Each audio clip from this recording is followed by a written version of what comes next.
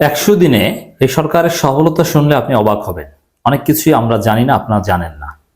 বিভিন্ন বিষয় বিশ্লেষণ করে খুঁটিনাটি অনেক বিষয় আপনাদেরকে জানাচ্ছি এবং সেটা ক্রস চেক করছি।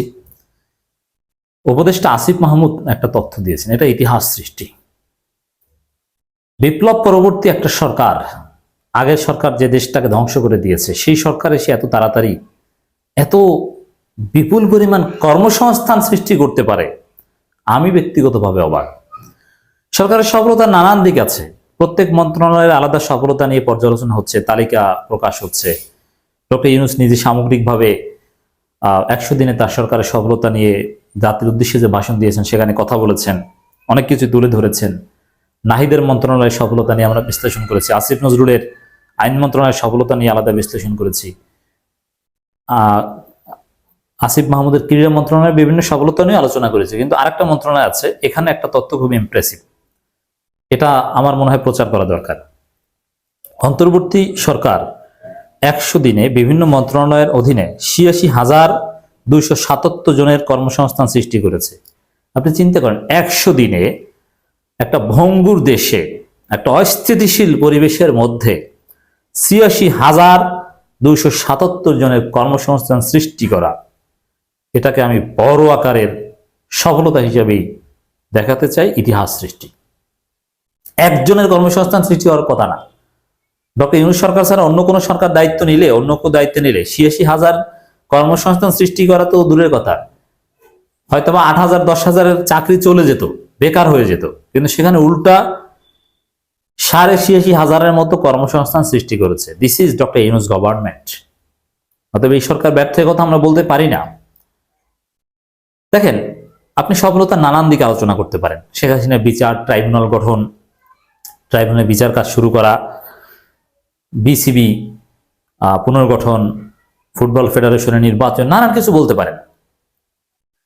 কিন্তু ওগুলো জনগণ খায়ও না, মাথায় দেয় না। জনগণের দরকার ভালো খাওয়া, ভালো থাকা।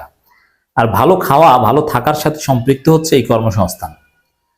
অতএব আমি অন্যান্য ট্রাইব্যুনাল গঠন, বিসিবি, ফুটবল ফেডারেশনের নির্বাচন, অমুক তমুক সবকিছুর ঊর্ধ্বে আমি স্থান দিতে চাই কর্মসংস্থান। একজন মানুষের যদি কর্মসংস্থান সৃষ্টি হয়, তার পরিবার যদি তার মাধ্যমে উপকৃত হয়, এটা আমাদের কাছে অনেক।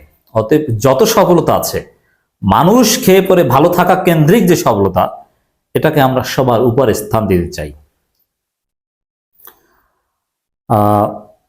যুব ক্রীড়া মন্ত্রণালয় এবং শ্রম কর্মসংস্থান মন্ত্রণালয়ের ১০০ দিনের কার্যক্রমের অগ্রগতি সংক্রান্ত সংবাদ সম্মেলনে যুব ক্রীড়া সচিব মোহাম্মদ রেজাউল মাকসুদ জাহিদি তথ্য জানান এবং কিছু কিছু তথ্য আসিফ মাহমুদ নিজেই জানিয়েছেন। তার কাছ থেকেও আমরা অনেক তথ্য পেয়েছি। ৭১ টিভির সাথে সাক্ষাৎকার দিয়েছেন, নানান জায়গায় সাক্ষাৎকারে বলেছেন এইরকমই কথা। এই সময় যুব ক্রীড়া মন্ত্রণালয়ের উপদেষ্টা আসিফ মাহমুদ সজীব ভুঁইয়া উপস্থিত ছিলেন। গত ১০ নভেম্বর আসিফ মাহমুদকে শ্রম মন্ত্রণালয়ের পরিবর্তে স্থানীয় সরকার, পল্লী উন্নয়ন ও সমবায় মন্ত্রণালয়ে দায়িত্ব দেওয়া হয়। সবচেয়ে গুরুত্বপূর্ণ মন্ত্রণালয়গুলোর মধ্যে একটা কিন্তু স্থানীয় সরকার, পল্লী উন্নয়ন সমবায় মন্ত্রণালয়। দর্শক, সাধারণত কোন সরকার ক্ষমতা থাকলে, সাধারণত হাসিনা অবশ্যই এর ব্যতিক্রম করেছেন, নর্মালি যুগ যুগ ধরে এরকমই চলে আসছিল যে ক্ষমতাসীন দলের দ্বিতীয় গুরুত্বপূর্ণ ব্যক্তি, মানে প্রধানমন্ত্রীর পরের পদ হচ্ছে স্থানীয় সরকার মন্ত্রণালয়ের মন্ত্রী। অতএব এখন আমরা বলতে পারি ডক্টর ইউনূসের পর সবচেয়ে গুরুত্বপূর্ণ মন্ত্রণালয়ের দায়িত্ব পেয়েছেন আসিফ মাহমুদ, এবং তিনি পারবেন এর মাধ্যমে তরুণদেরকে রাষ্ট্র ব্যবস্থার সাথে সম্পৃক্ত করা, স্থানীয় সরকার কাঠামো সম্পৃক্ত করা, নানান উদ্যোগ নেবেন। তাই মনে করি জেলা পরিষদ গঠন করা দরকার, তারুণ্যকে প্রাধান্য দিয়ে। যেগুলো একেবারে সরাসরি নির্বাচনের বাধ্যবাধকতা নেই, ওগুলো অ্যাটলিস্ট জনগণের সেবা যাতে পায়, করা দরকার।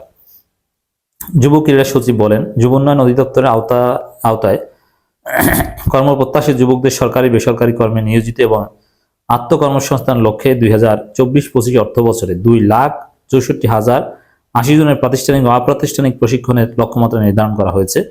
বিগত ১০০ দিনে 19,452 জনকে প্রশিক্ষণ দেওয়া হয়েছে এবং বর্তমানে 52,115 জনকে যুব প্রশিক্ষণরত। এরা সবাই কর্মসংস্থান পাবে। এভাবে মানুষের অভাব দূর করবে, মানুষের একটা ঠিকানা দিয়ে দিবে। একটা পরিবারের জন্য, পরিবারের একজন সদস্যকে একটা চাকরি দেওয়ার চাইতে সরকারের আর কোনো সফলতা হতে পারে না। অতএব চাকরি, কর্মসংস্থান, এটা সবচাইতে গুরুত্বের সাথে আমরা তুলে ধরতে চাই, এই কারণে এটা হাইলাইট করছি এবং এটা নিয়ে আমরা বারবার কথা বলবো, সরকারকে চাপ দিব, সরকারকে হেল্প করব। বেশি বেশি কর্মসংস্থান সৃষ্টি করুন, গার্মেন্টস সেক্টরে হিউজ কর্মসংস্থানের ব্যবস্থা করুন। শিক্ষিত তরুণদের গার্মেন্টস চাকরির মতো পদ সৃষ্টি হবে। গার্মেন্টসে চাকরি বলতে শুধু নারীরা চাকরি করবে তা না, ভালো ভালো পদ হবে। আপনি 50, 60, 70 হাজার টাকা বেতন পাবেন। ঢাকা বিশ্ববিদ্যালয় থেকে মাস্টার্স করে গার্মেন্টসে জয়েন করবে। সারা পৃথিবীকে আকৃষ্ট করুন, আমাদের দেশে আসুক, তারা ইনভেস্ট করুক। এটা হবে ইনশাল্লাহ, এই সরকার করবে। ডক্টর ইউনূসের পক্ষে সেটা সম্ভব। তিনি বলেন, বিগত 100 দিনে নতুন কর্মসংস্থান হিসেবে জনপ্রশাসন মন্ত্রণালয়, শ্রম কর্মসংস্থান মন্ত্রণালয় এবং তথ্য যোগাযোগ প্রযুক্তি বিভাগ, বিপিএসসি ও যুব ক্রীড়া মন্ত্রণালয়, মহিলা শিশু বিষয়ক মন্ত্রণালয়, সরবরাহ রাজস্ব ও প্রকল্প খাতে নতুন ৮৬,২৭৭ জন কর্মসংস্থান সৃষ্টি হয়েছে। এবং গুরুত্বপূর্ণ জায়গায় বেসরকারি খাতেও সুযোগটা সবচেয়ে গুরুত্বের সাথে বিবেচনা করতে হবে, কারণ বেসরকারি খাতেই কিন্তু অধিকাংশ লোকের কর্মসংস্থান হবে, সরকারি খাতে নয়। সরকারি খাতের কর্মসংস্থান হবে অল্প। এর মধ্যে ২,৪৬৮ জনের রাজস্ব খাত ও প্রকল্প খাতে আত্মকর্মী উদ্যোক্তা, ৮৩,৮০৯ জনের কর্মসংস্থান সৃষ্টি করেছে সরকার। আমি সরকারকে মোবারকবাদ জানাই এই ঐতিহাসিক অর্জনের জন্য। 2 বছরে সরকারিভাবে 5 লাখ কর্মসংস্থান সৃষ্টির লক্ষ্যমাত্রা নির্ধারণ করা হয়েছে বলেও জানান সচিব। দেখেন, অতীতের বিভিন্ন সরকার লক্ষ্যমাত্রা নির্ধারণ করে ওই লক্ষ্যমাত্রার বিচার বিশ্লেষণ আমরা করার সুযোগ পাইনি, কিন্তু এবারের সরকার এই যে 100 দিন হয়েছে, কোনো দুর্নীতির অভিযোগ আছে একটা কারো? নেই। কোনো অর্থ পাচারের ঘটনা শুনেছেন? নেই। এর মানে এই সরকার ঠিকই লক্ষ্যমাত্রায় পৌঁছতে পারবে, আমরা বিশ্বাস করি। ট্রাফিক ব্যবস্থাপনা, সামাজিক সচেতনতা বিষয়ক প্রশিক্ষণ করছে মোট 7টি ব্যাচে 2,100 জনকে প্রশিক্ষণ উদ্যোগ গ্রহণ করা হয়েছে। এর মধ্যে 710 জনকে প্রশিক্ষণ দেওয়া হয়েছে। প্রশিক্ষণপ্রাপ্ত প্রশিক্ষণার্থীদের মধ্যে ট্রাফিক পুলিশের সহায়ক পুলিশ হিসেবে 231 জনকে নিয়োগ দেওয়া হয়েছে। অবশিষ্ট নিয়োগ প্রক্রিয়া চলমান রয়েছে। এইভাবেই বাংলাদেশটা এগিয়ে যাবে, একটা স্বনির্ভর বাংলাদেশ হবে ইনশাআল্লাহ। ধন্যবাদ আসিফ মাহমুদকে।